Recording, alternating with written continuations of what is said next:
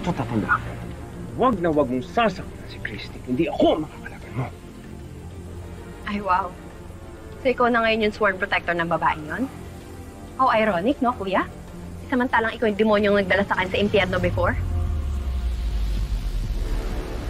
At pinagsisisihan ko ng lahat ng yan. Na sinunod ko lahat ng gusto mo na kunin si Christy at si Jordan at pahirapan si Christy sa kuta. So, ano gusto mong palabasin? Nakasalanan ko lahat? Dapat nga magpasalamat ka pa sa akin eh. Dahil kung hindi ko pinakidnap sa'yo yung babaeng yon, edi sana hindi kayo nagkakilalang dalawa. Hindi mo siya kasama ngayon. Magkasabot kayo?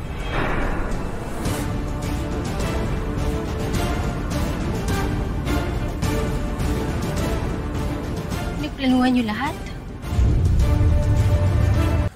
Nakita mo na yung ginawa mo? Umalis ka na. Paano siya? Baka magsumbong yun. Ako nang bahala sa kanya. Umalis ka na. Billy, sandali. Anak, sandali. Makinig ka muna sa akin. Makinig ka muna sa akin. Ay, ano nga, tay? Ano nga i-explain niyo? Narinig ko na lahat. Tay, kaya ba ayaw niyong ipagsabi ko na magkapatid kayo ni Tita Shaira? Kasi ayaw niyong malaman nila na kayo yung nagpakidnap kay Nanay Christy? Anak, hayaan mo muna ako magpaliwanag sa'yo, ha? Tay, anak! Tay, kaya mo yung gawin? Paano mo nagawa, tay? Tay, si Nanay Christy, sinira mo yung buhay niya, pati ng pamilya niya.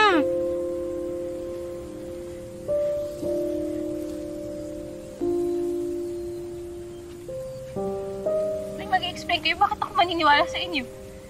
Bakit ko kayo pakikinggan, tay? Eh, tagal niyo na pala nagsisinungaling sa akin. Tay, si Nanay Christy at Sir Jordan, wala silang kamali-mali na ang tagal niyo na silang pinaglalaroan. Hindi ko pinaglalaroan si Christy. Hindi ko siya pinaglalaroan. Dahil mahal na mahal. Mahal mo siya, tay? Bakit di mo sinabi sa kanya yung totoo? Tay, kung mahal mo siya, sasabihin mo yon. May parang ka bang gawin yun?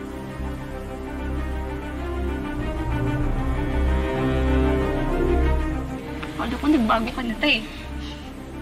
Sabi mo, nagbago ka na. Tulad ka pa rin ng dati. Kinukulong mo pa rin si Nanay Christy. Dati, sa kuta siya nakabilanggo, pero ngayon sa kasinungalingan niyo ni Tita Shaira.